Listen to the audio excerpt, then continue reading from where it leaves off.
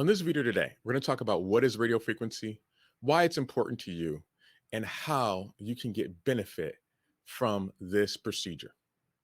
So, radio frequency is the application of heat directly to a joint. And in this context, we're referring to the spine. And the spined joint that we're referring to is something that's called the facet joint. That heat is applied to a specific nerve, which is only situated at that joint. And that heat allows for that sensory nerve, which basically means that nerve that only provides indications of pain, to stop functioning for a period of time.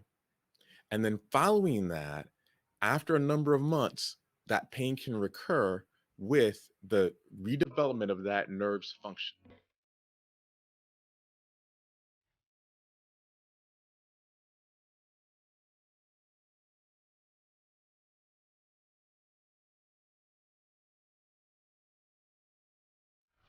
Treating the facet joints, which are present in the cervical region, the thoracic region, and the lumbar region. So the low back, the middle back, and in the neck.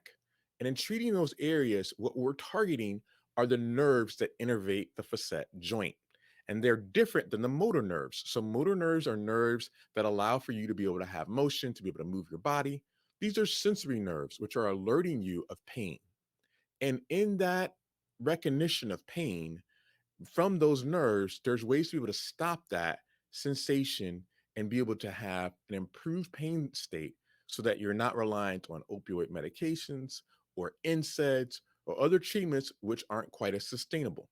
Traditionally, radiofrequency is going to last you anywhere from 6 to 9 months, depending on the type of radiofrequency performed. And the nuances behind it is that it's a needle that's placed at that site. There's a probe that's placed inside of the needle, and that probe then has heat that emits from the end that targets the nerve to the joint. That targeting of that nerve basically causes changes within the nerve so that it can't function for a period of time.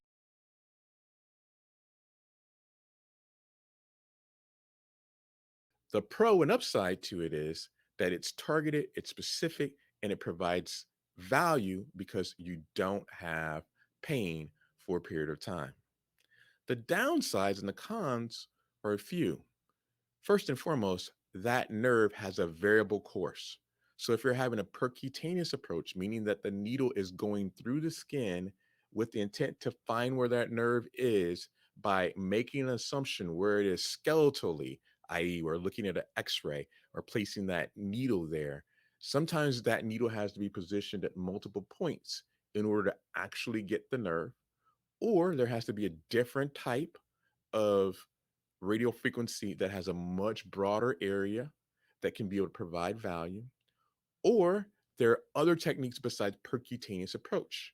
You can do an open approach, you can do an endoscopic approach. And what those two things mean is that you actually visualize it with the camera or with the naked eye by making an incision to get to that area. Most of the time, that's more invasive, but that invasiveness provides a longer length of benefit because the nerve is distinctly targeted. So you may get relief that can be either indefinite or at the very least anywhere lasting from 18 months to sometimes 2 years. What are the cons also of doing radio frequency? Some of the other cons that are in place is that the nerve that supplies that facet joint has connection to other nerves that actually innervate muscles that are hugely important in the back.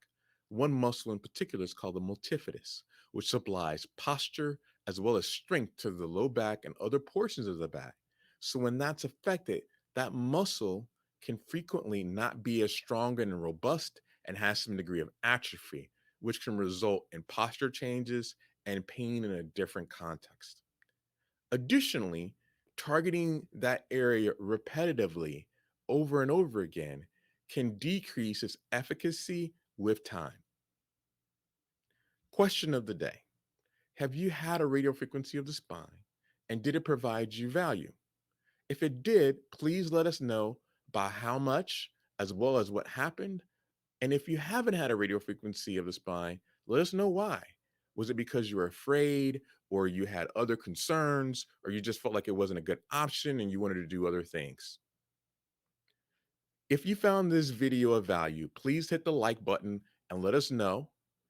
And if you think videos like this on our channel may help you understand your different options, or you're interested in learning more about pain and regenerative medicine, please hit the subscribe button so we can be able to deliver other videos like this to you and provide you value. Have a great day.